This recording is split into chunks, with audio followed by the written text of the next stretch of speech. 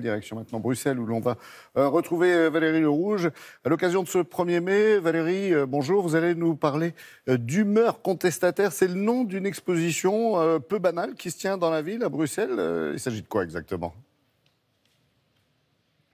Bonjour Laurent, bonjour à tous. C'est effectivement une exposition très originale qui met en scène des graffitis, des tags, des messages laissés par des usagers de toilettes publiques. Alors ça peut faire sourire comme ça, c'est assez surréaliste. Mais d'une part, il y a certains de ces tags qui sont très esthétiques. Et puis souvent, ces messages sont un peu le reflet d'une époque avec leur caractère politique, militant, outrageux parfois. Car s'il y a bien un endroit très public, mais où on peut écrire tout ce qu'on veut en toute impunité, très tranquillement, ce sont ces toilettes publiques. Le musée des égouts de Bruxelles, ça ne s'invente pas. On a donc fait une exposition que je vous propose de découvrir avec Alice Dulczewski et Frédéric Furnémont. Le musée est déjà peu banal, sous la chaussée, dans les entrailles de la ville de Bruxelles, où l'on découvre les égouts de la capitale. Et en toute logique, l'exposition présente ce que les gens laissent dans les toilettes publiques, mais sur les murs. Des tags, des graffitis, des dessins au gribouillage, laissés dans les WC de bars, de gares ou de restaurants. Les toilettes publiques, c'est à la fois un espace où on peut se retrouver de manière intime, seul, on peut s'y exprimer sans censure et sans risque. Et puis c'est à la fois un espace public extrêmement partagé, qui est fréquenté par un très grand nombre de personnes. Et donc le message est susceptible vraiment d'être diffusé à très large échelle. Les toilettes sont donc un peu l'ancêtre des réseaux sociaux qui véhiculent l'humeur du moment, les préoccupations ou les indignations éphémères. On a pu constater aussi qu'il y avait une démarche aussi probablement d'effacement systématique, ce qui était peut-être moins le cas avant, avec des nouvelles règles d'hygiène ou autres.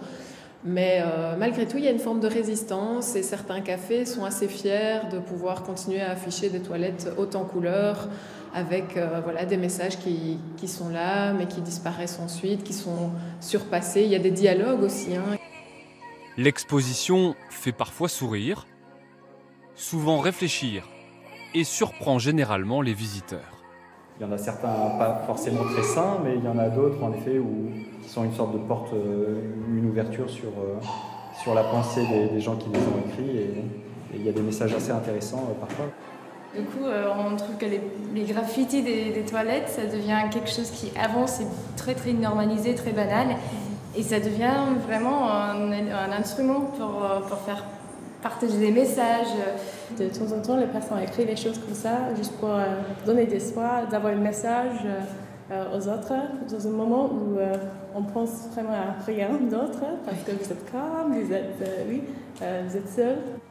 Et comme pour prolonger ces graffitis, un peintre performeur laisse à son tour sa trace sur les voûtes du musée des égouts. Son œuvre s'effacera en partie à chaque montée des eaux. Rapidement, Valérie, quels sont les thèmes qui reviennent le plus souvent dans les graphes ?